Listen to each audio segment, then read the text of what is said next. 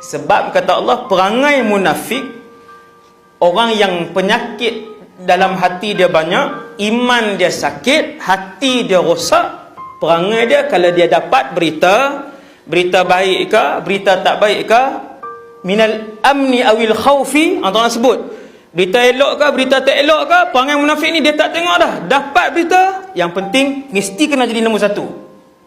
Adha'u bih, mereka akan menyebarkannya. Dia tak selidik dah. Sifat siapa? Sifat munafik. Hati-hati. Sebab munafik ni tempat dia lagi bawah daripada yang menyembah berhala.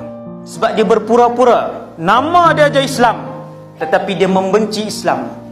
Nama dia Islam, dia tak pernah amal Islam. Cuba tengok hari ni dalam handphone kamu, tiap-tiap berita yang kamu share, gambar yang kamu share, video yang kamu share, banyak tipu ke banyak betul? Banyak yang tipu.